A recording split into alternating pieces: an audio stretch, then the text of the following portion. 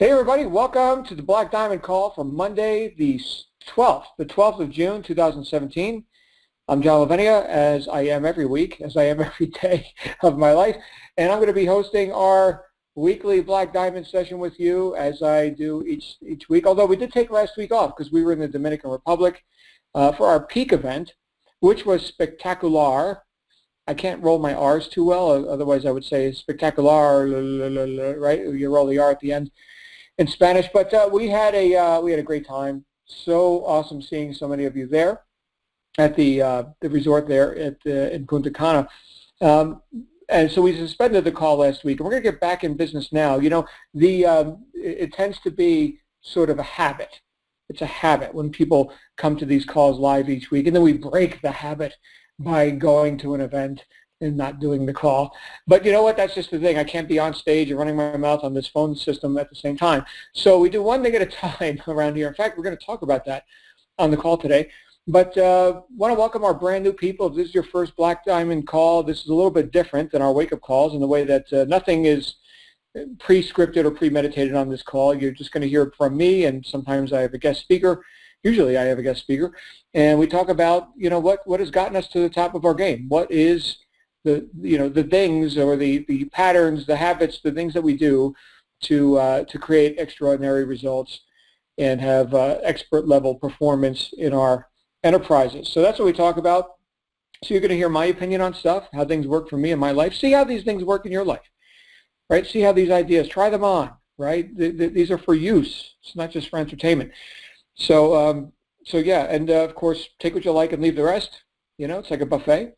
And if I say anything that offends you, you'll get over it. That's just how we roll around here. So I'm going to get into a topic tonight, and I'm going to be quoting from the most influential book on wealth creation ever published, which is Think and Grow Rich by Napoleon Hill. Now, I've referred to this book on other calls. By the way, this is going to be a leadership conversation tonight. So the title of this will probably be something like Leadership. Something really creative. And so I referred to this book many times. You know, in the beginning of the book, by the way, if any of you have not read this book or don't have a copy of it, please go online, type Think and Grow Rich, free download, and get one. It's written in 1936, so it's out of copyright. So everybody and his brother offers a free one on their website. So, you know, you can come and maybe opt in and be a lead for them or something. But just go ahead and get a copy of the book. And, oh, I see we got a couple of newbies here. Nicosia, your first Black Diamond call. Welcome. This is very cool. So that being said, I've referred to this book many times. And in the beginning of the book, he talks about the idea that there is a secret in the book. And if you're ready for it, you'll find it. And once you know the secret, you will never submit to failure again. This is a great promise that he makes in the book. Now, I've read the book about 12 times. And, you know, I found a few secrets in there. At first, I was thinking I didn't find any because I was reading the words and none of it seemed secret to me. It was, you know, it all made sense. And then I got it. One of the secrets was, as a good marketer, you want to make sure you've got something secret. So he got me to read the book. In fact, he got me to read it 12 times to keep looking for the secret. That's cool. And then the other thing is, I see we also have somebody else named Pharaoh. It's their first time on the call. Welcome, Pharaoh.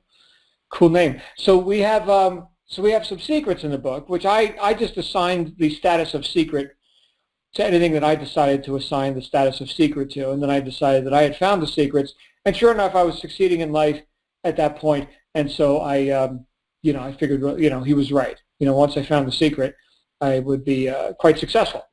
Okay, and I guess one of the other secrets is read the damn book a bunch of times if you have to until you're successful, and then you'll be successful. So it's about developing another habit, right? So there's another secret. But anyway, the thing that I discovered as I decided to figure out what the secrets were for myself and decide that, you know, that's a decision that I can make. Napoleon Hill apparently isn't going to tell me what he thinks the secret is. So I was going to decide for myself. In that moment, I demonstrated leadership. In that moment, I was cause. So we're going to have a conversation about philosophy here tonight, but we're going to talk about how to apply it into your business and how to be more causative. What's the opposite of cause? Effect. So we're going to talk about how to be more effective right? As a leader. In popular parlance, modern parlance in the vernacular, we hear, I want to be more effective. We typically don't hear, I want to be more causative, but we're talking about the same thing. And I've mentioned this before, as long as we're just the reader of the book on effectiveness, we're the effect of the book and what the author thinks. But once we turn it around and we start making decisions for ourselves, then we start to become truly effective because now we're the cause. Thank you for the data, Mr. and Mrs. Author. Now I'm going to go see how I can use it in my life. And that's what I implore you to do whenever you're doing this sort of study. That being said, I'm going to quote from the chapter on organized planning. You know what? I've got a few bookmarkers in this book for pages that I keep going back to again and again and again, because one paragraph can and has changed my life, and it's one of the secrets that I've assigned the status of secret to in the book, and it's from the chapter on organized planning, which does not sound like a very compelling chapter. This book, by the way, has 13 main chapters which are based on principles, right? There's decision, there's persistence, and there's organized planning, and the transmutation of sexual energy, right? So these are all different things you can read about in the books. This is, chapters, you see, based on the works of the great people that he studied to create this book, right? These were people like Henry Ford, Thomas Edison, his mentor, Napoleon Hill's mentor, Andrew Carnegie, and a variety of other heavyweights in business back in the early 1900s. And so he found that these are 13 things that he could write a chapter about each of them, and he'd have a book. And then there's a prologue, and there's an epilogue as well. The epilogue is awesome, by the way. It's called The Six Ghosts of Fear. Again, if you haven't read this book, you got to get this book. But in the chapter on organized planning, which doesn't sound nearly as compelling as the transmutation of sexual energy, he says, broadly speaking, there are two types of people in the world. One type is known as leaders, and the other as followers. Decide at the outset whether you intend to become a leader in your chosen calling or remain a follower. The difference in compensation is vast. The follower cannot reasonably expect the compensation to which a leader is entitled, although many followers make the mistake of expecting such pay. And right there, my friend, I just described almost the entirety of the home-based business industry. Sorry to come out with something so bold, but again, if that offends you, you'll get over it. I think there's a lot of pseudo-entrepreneurs in the home-based and online business world. A lot of people who will pose as leaders, but who really aren't. They really aren't. In their heart of hearts, they're followers. They're looking for the magic system, the magic pill, some upline person who figured everything out, can show them everything and do everything for them. And again, this sounds a bit critical, but having been around it for decades, I got licensed to be a little bit critical when I see a failure pattern again and again and again and again from people who say they want to be successful but will barely lift a finger to do anything about it. Now, I'm not here to point a finger, certainly not around in our community, right? I mean, anyone who's here inside Digital Altitude, you're already a cut above. The person who thinks they want to make an extra few $100s a month to pay their electric bills, they're going to join whatever the lowest cost per entry MLM is and sell soap and skin cream and jungle juice to their friends, family, and neighbors. Okay, so we're not here for that. Thank you for not being here for that. We're a bit more committed, or can be, in our quest for entrepreneurial success. And again, I'll thank you, and if you're brand new here, I'll thank you in advance. Now I'm going to instruct you on how to fulfill on that intention. Actually, Napoleon Hill will. I'm going to continue reading. I typically don't read out of books during these calls, but this is just, I wouldn't change a word of it. A word. By the way, I'm reading from the original text, right? A lot of times you can get these watered down versions of books that are older books that were written back when people had a bigger vocabulary and a higher IQ, and they water them down for the modern public. No, I read the original text, every word that the author said exactly the way he said it. I suggest you do the same. He goes on to say, it is no disgrace to be a follower. On the other hand, it is no credit to remain a follower. Most great leaders, listen guys, most great leaders began in the capacity of followers. They became great leaders because they were intelligent followers. That was all caps, those two words. Intelligent followers. With few exceptions, the person who cannot follow a leader intelligently cannot become an efficient leader. The person who can follow a leader most efficiently is usually the one who develops into leadership most rapidly. An intelligent follower has many advantages. Among them, the opportunity to acquire knowledge from his or her leader. Think about this. So you've got a leader. Let's say, one of our top earners here inside Digital Altitude, who is dispensing advice about their methods, their Instagram, their YouTube methods. I was just thinking about this. Back when I got started in direct sales, YouTube didn't exist. It's kind of funny. I've been around like longer than YouTube, way longer, in fact. But the idea here is that you've got an advantage, and among them, in all caps, the opportunity to acquire knowledge from his or her leader. Why would he put that in all caps? Can't anyone acquire knowledge from his or her leader? We've got lots of leaders here that are dispensing advice. Cannot anyone acquire knowledge from them? No, not everyone can. No. No, it says here, an intelligent follower. So intelligence, there's that word that he made in all caps earlier. Intelligent. So, you're probably wondering, what does he mean by this? Like, there's a debate in the field of psychology about whether or not a person's IQ can be altered. And what I'm seeing is a majority of so-called experts espousing the idea that it can't, that like you're born with your IQ and that's all you get. And I can tell you with certainty that they are wrong. With certainty.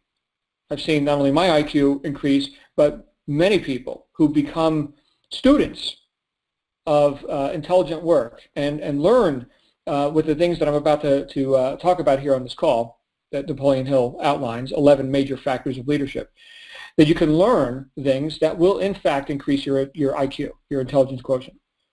Okay, you can be intelligent, even if up to this point you've been doing things not much higher than on an animal level, right?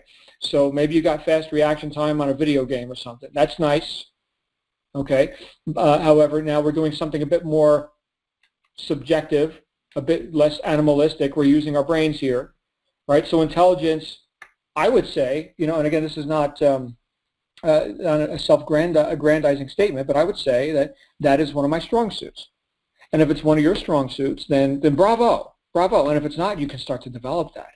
Yes, you can, and thereby develop your leadership and this awesome advantage of the opportunity to acquire knowledge from his or her leader.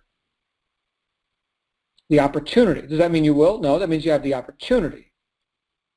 So again, I'm being very literal with the words. If you guys were on the wake-up call I did 1 week ago, so it was Monday morning, a week before today.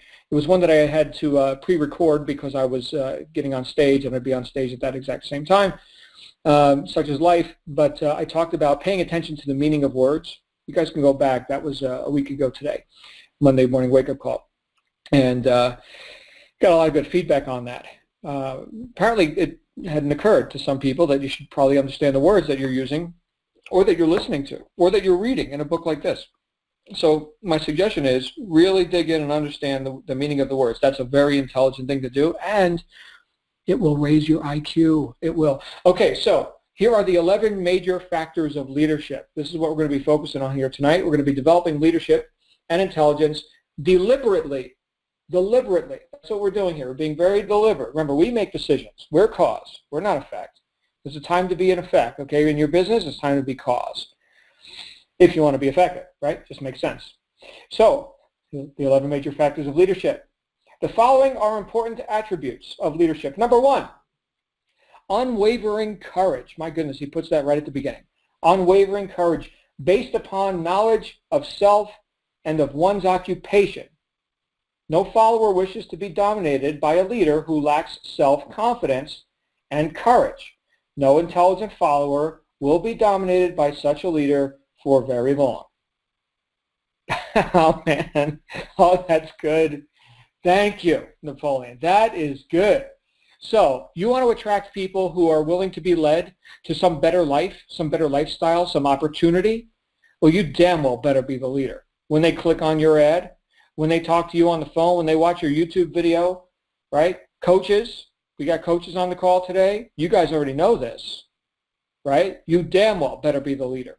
Unwavering courage based upon knowledge. That means you know stuff, not you hope, not you believe, you know. Big difference, huge difference. We're talking about developing the posture of someone who moves confidently in the direction of their goals because they have goals. They know things that their followers don't yet know, and they are irresistibly attracted to those people. Those people choose to follow. And it's not like a domination kind of a thing. You know, that word has, you know, a few different connotations to it. But it's not like we're here to dominate you and you will like it, damn it. No. It's not like that. It's by choice. You know, I go to get instruction on things that I'm learning to be more proficient in, right? And the master will share the information. He will demonstrate, you know, the method. He will do whatever kind of training I'm doing. And so I shut up, and I am dominated by the instructor.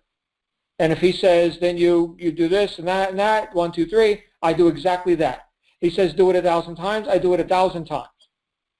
Right? That's how we develop mastery. Now, if he was not knowledgeable and certain, well, now what? Well, I think you do it this way. You know, maybe you want to try. You know, if it's not too much trouble, you know what? Screw all that. This is where we got to get into. This turns into unwavering courage, right? Now, here in our business model, we've got people who are stretching. They're stretching to get into this sort of business. This is not your $147, you know, skin cream deal that you bought from Aunt Sally down the street. That's not what the I'm stating the obvious, okay? But it's also not the $700,000, you know, franchise that hopefully you'll break even in 2 years, right?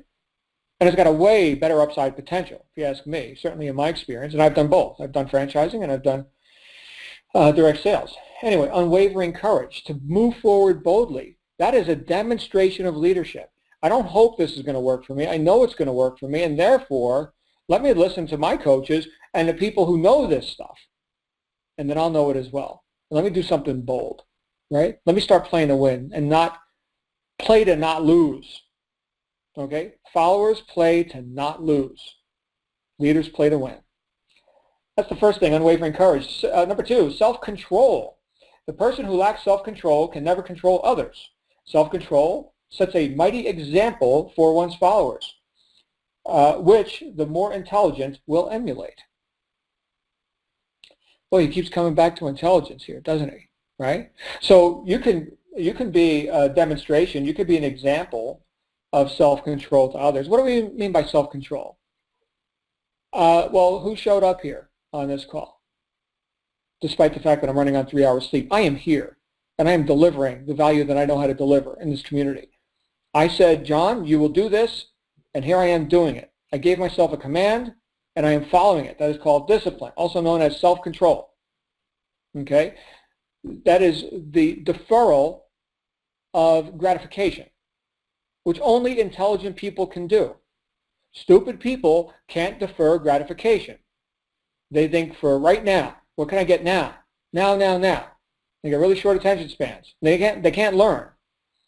Okay? So we're talking about something that intelligent people do, is they can give themselves a command and follow it. They've got the self-control or the discipline. That sets a mighty example, he says, which the more intelligent will emulate. Nice. Good stuff. So now we're part of the solution, not only in our lives, but in the lives of others who are smart enough to watch us. See that? So you're either part of the problem or you're part of the solution, depending on your ability to lead yourself. Great stuff. Number 3, a keen sense of justice. Without a keen sense of fairness and justice, no leader can command and retain the respect of his or her followers.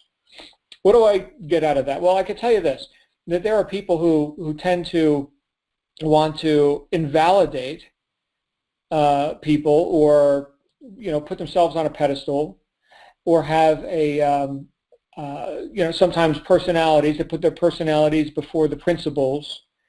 And this is something I learned a long time ago, is always put principles before personalities to the best of your ability.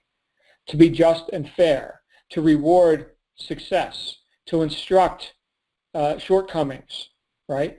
To be a good communicator with people and not biased or in a way that would be considered favoritism toward people who haven't earned it, okay, because of personalities, because of the sort of thing like that happens in politics or family-run organizations, like family companies where the son-in-law gets the control of the department, even though he's totally incompetent at running that department. That's nepotism, right? So we're not looking to be nepotic about this. Okay, this is about competence and recognizing competence and rewarding competence, just like the marketplace does. Okay, so that would be a keen sense of justice. Next would be number 4, definiteness of decision. Individuals who waver in their decisions show that they are not sure of themselves. They cannot lead others successfully. That kind of goes back to the unwavering courage. I don't think you'll have unwavering courage if you don't have a decision. I think the decision, which of course comes from intention, right? Intention is the root of all of this. So I intend this, and therefore I decide to do that, right? And so that right there is definiteness of decision. It is not a wavering sort of thing. And when people know that you can be relied upon, okay, which I would say in my case is another strong suit, I am Mr. Reliable. And that's just how I know how to behave. It's just what I've developed a habit on that.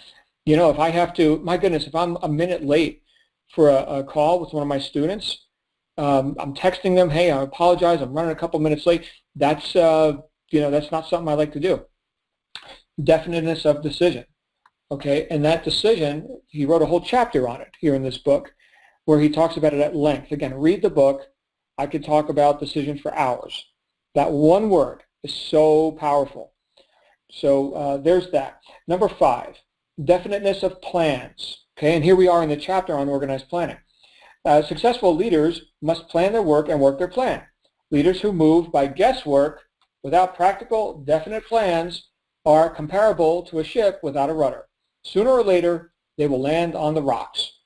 Okay, now does that mean that you already know how to reach your goals? No, if you already knew how to reach your goals, you would have already reached them. But it does mean that you are taking steps that are deliberate and planned out. And then, like in marketing, right? Everything's a test. You don't know which ad campaign or, which video series or which, lead capture page is going to convert the best. But you have a plan. And as you go through the RISE program and the other trainings and the things we learned at the peak event just last week, you'll see that there are ways to optimize these things, right? And measure successes and failures. Do more of what works, less of what doesn't. Right? So that's a plan. Even though we're dealing with something so wildly subjective as marketing, where everything's a test, you still have a plan. Number 6, we're halfway through. The habit of doing more than paid for. There you go. Right there. We're talking about the spirit of service. We're talking about going above and beyond, the lowest common denominator, just doing enough to not get fired or whatever. Sadly, that's a lot of people. But the habit of doing more than paid for. One of the penalties of leadership is the necessity of willingness upon the part of leaders to do more than they require of their followers. Right. So let's say that the person is having, some question about something, and they can't get in touch with their sponsor or their coach because it's 3 o'clock in the morning. And they go ahead and they figure it out, right? They Google it, they grab a dictionary, they do a little bit of study, they jump into one of their courses here inside Digital Altitude, they figure it out. Okay, great. And then, a few months down the road, somebody else has a situation similar to that, but they don't figure it out. They're bitching and moaning about why nobody's going to help them, and, I can't figure it out, and, and so here and these are sort of like the spiritual and emotional vampires. They suck the life out of you. Oh man, I'm such a victim. They don't say that they're a victim, of course, but I couldn't figure this out. I need help, and nobody's there to help me. And it's just victim society. There's a lot of agreement on that, by the way. People really are into their victimhood. But you could look then and say, well, you know what? A few months ago, I had a similar situation, and I figured it out. But you're not going to convince people or force them as followers to figure it out. But remember what I started this whole conversation with was the idea that the follower cannot reasonably expect the compensation to which a leader is entitled, although many followers make the mistake of expecting such pay. That's what we're talking about here. That's exactly it. That's exactly it. You figure stuff out, you get the job done. You reduce the amount of time it takes to get the job done, whereas the follower, who will not make the kind of money you make, well, they need you to figure it out for them, right? I mean, after all, they're not getting paid to figure this stuff out.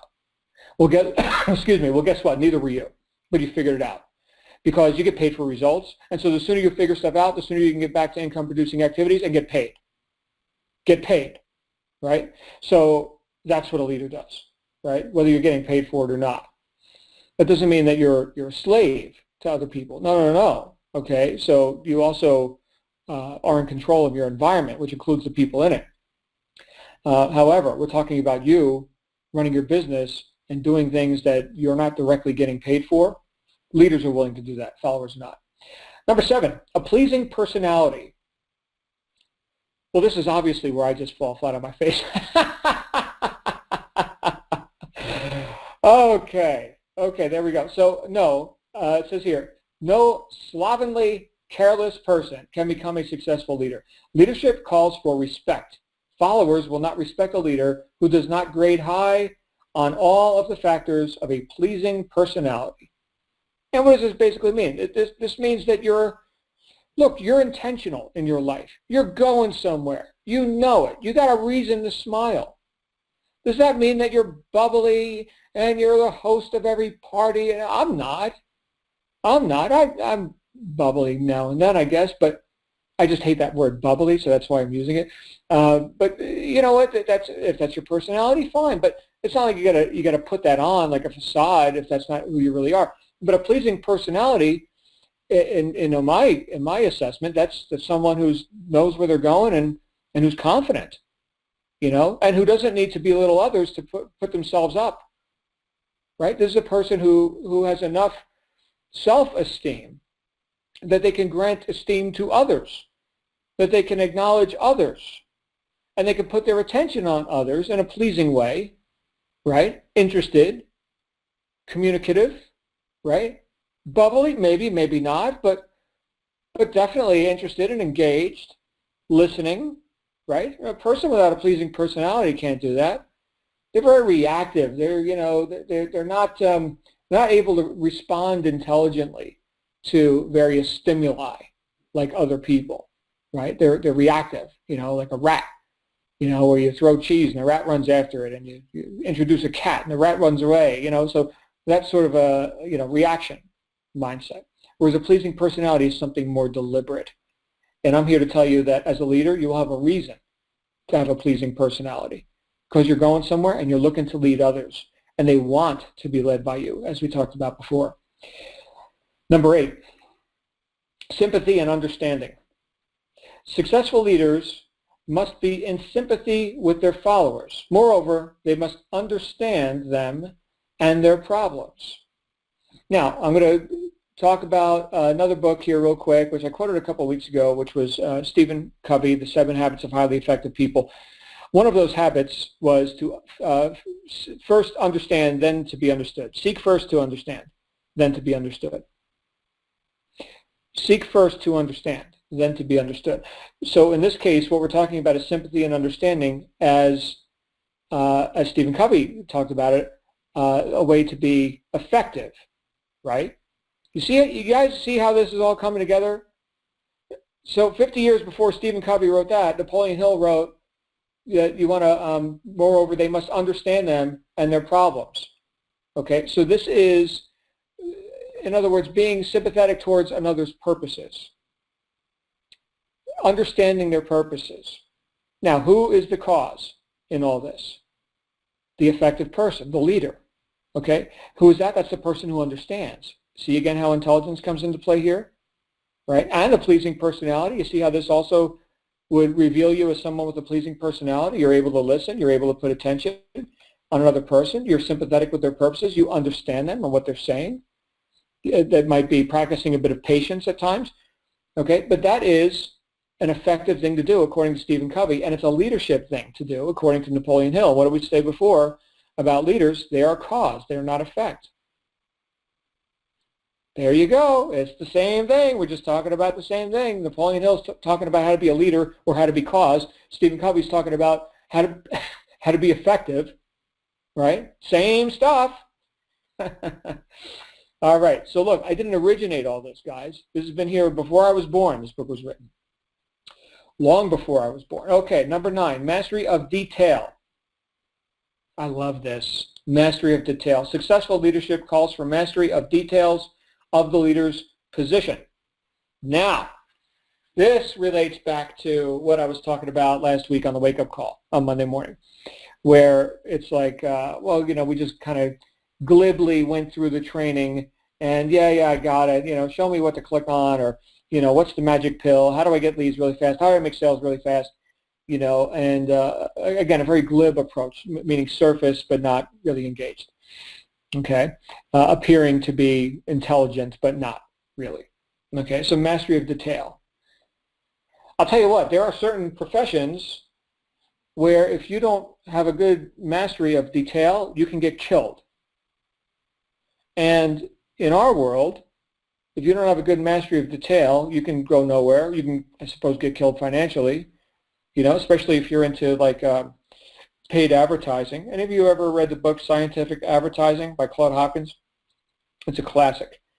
And this is where he introduced the idea of keying your advertisements. So what he means by that is tracking them. So back in the day, you would put an advertisement in a newspaper, and there would be a coupon that the reader could clip out and bring to the retail store and get the free sample or the discount, right?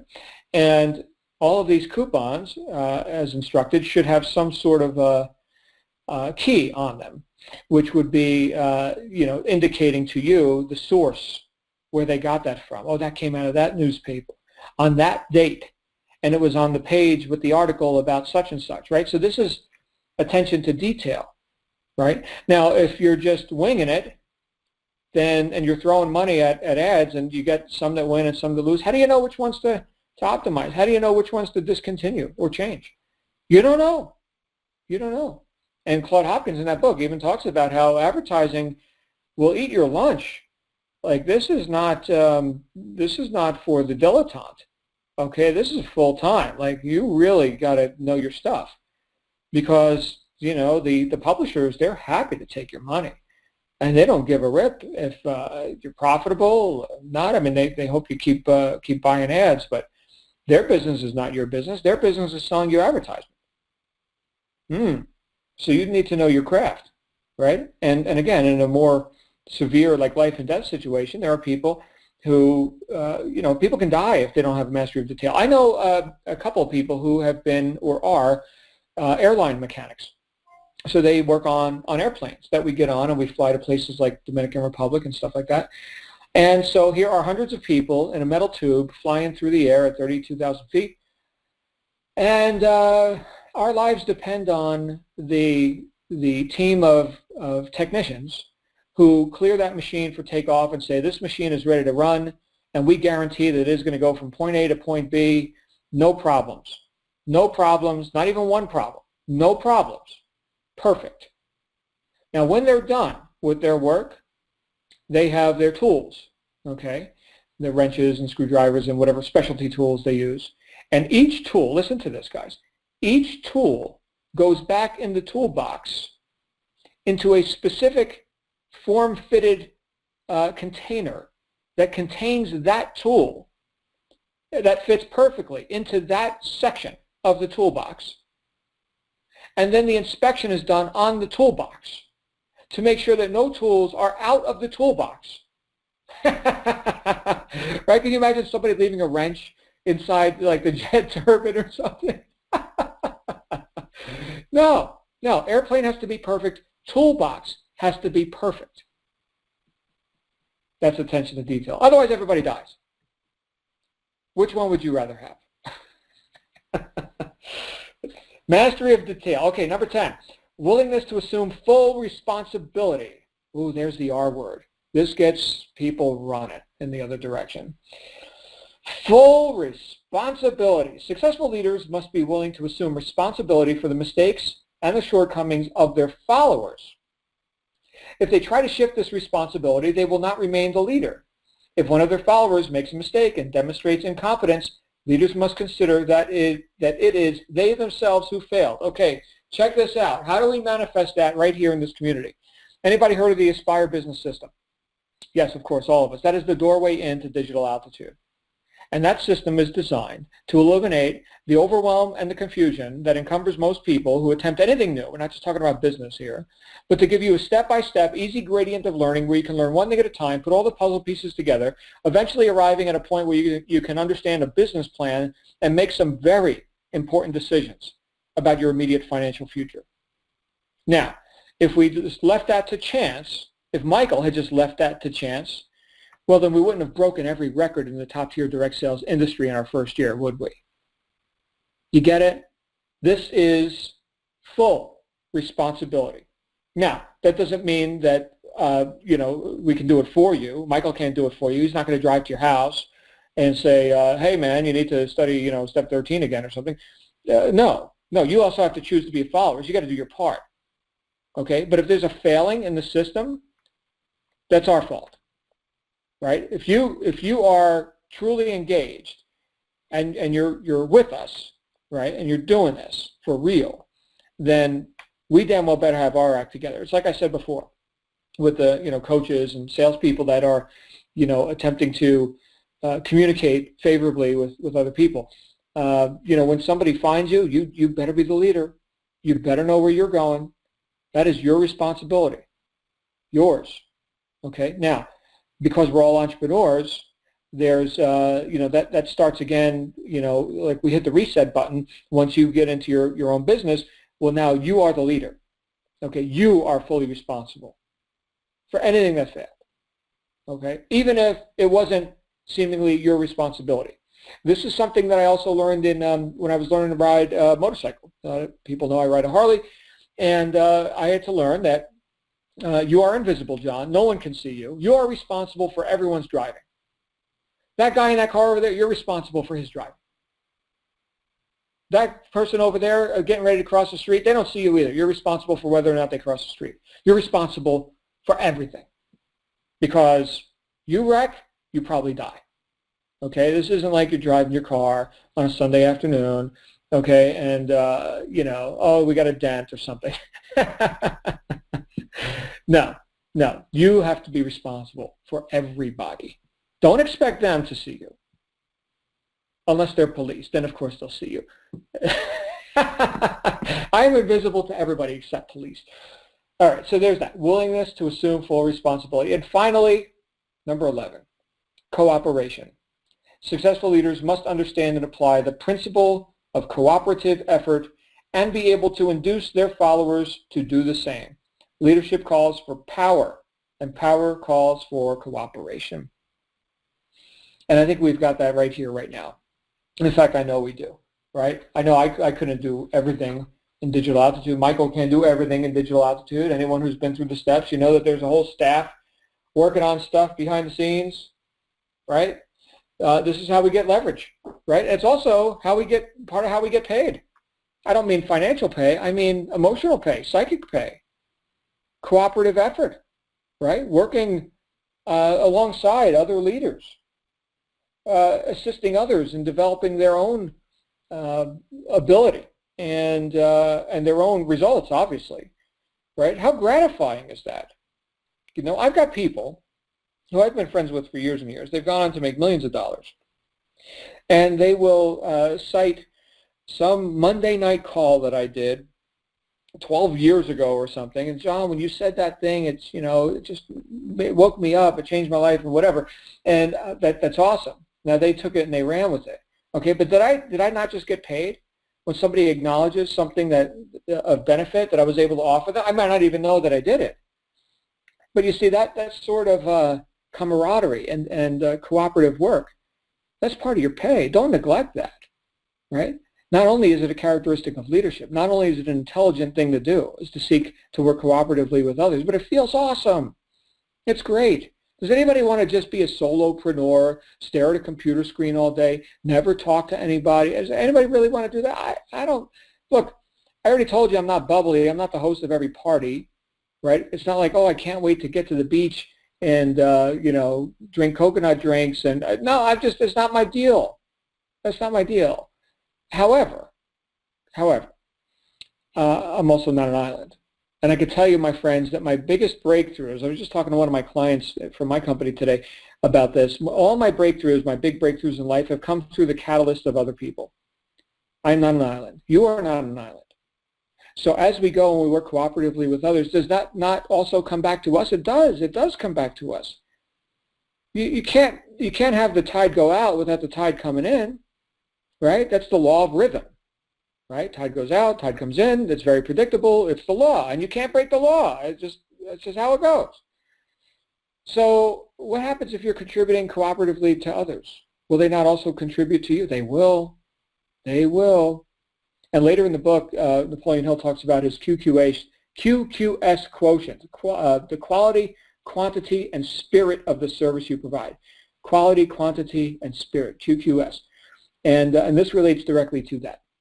The spirit of service with which you deliver your goods, your services, your opportunity. Keep that in mind, my friends. The fact that you're in the biz op, make money online, make money from home space, income opportunity space, that does not diminish the fact that you are seeking to deliver a product. You are. And if we look at even the opportunity itself as a product of empowering people to create massive exponential increase in their immediate financial future, that's a product right there. That's a result, right? That's something we can observe and say, look at that product right there. Now, it's not a product like, something you can pick up and touch. However, I can tell you it's just as real. In fact, it's more real. You get that product for people. You help people get that product for themselves, that financial abundance product. There's lots of stuff they can go buy and pick up and touch if they're into stuff. So these are the 11 concepts that Napoleon Hill offers us here in the chapter on organized planning out of the book Think and Grow Rich, written in 1936 amidst the Great Depression after having studied some of the most successful people of the Industrial Revolution for years under the tutelage of his mentor, the world's first billionaire, Andrew Carnegie. Highly recommend you read it a dozen times. And if you can find an original text, get the original text. It's definitely worth it. So that being said, we are 43 minutes into this call. I'm going to go ahead and open it up for Q&A and any commentary. If you guys, I see we got a bit of a small crowd here tonight. That's fine. We can share the time a little bit. Let's go ahead and do that. So if you'd like to come on out here, we can just wrap for a little bit, or if you got any questions or ideas, inspirations that have come up for you as a result of what we've just been talking about, I welcome you to share them. And here we go. Our first caller is Donna. Donna, you're live on the air. Donna, you're live on the air. Hello, Donna. Donna. Check your mic. I'm not hearing you. Oh, where's my friend Donna? Donna, we're not hearing you. All right, one more call for Donna. Anybody else, go ahead and raise your hand. You can do that by pressing *6 if you're on a phone or on Skype, or by clicking the raise your hand button, mute button on your free conference call app. Donna, it's not working. We're not hearing anything. So anybody else, you can go ahead and raise your hand now. We'll see if Donna can figure out her microphone. Yes, we will go on to our next. No, we had another caller and they vanished. Okay, Donna, not sure what's happening. check your mic settings or something. Anybody else want to come on out here, or we'll just go ahead and wrap up? Would have loved to hear from Donna Scott too. My friend Donna. No, not working out. You know what I might be able to do? Let me go ahead and end Q&A since nobody else has their hands up.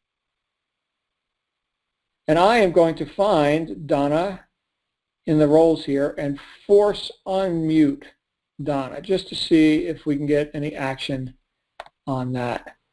So Donna, I just forced your line to be unmuted. Can we hear you? No, your mic is dead.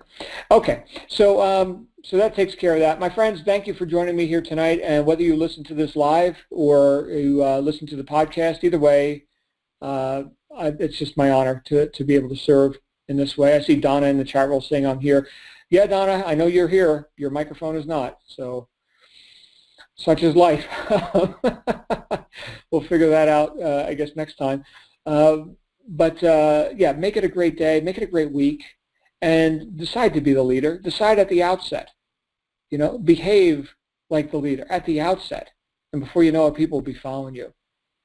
So anyway, it's with great respect that we host these calls. Guys, I'll see you all on the wake-up call tomorrow morning with our friend Joel. In the meantime, have a great night. You absolutely deserve it. Bye for now.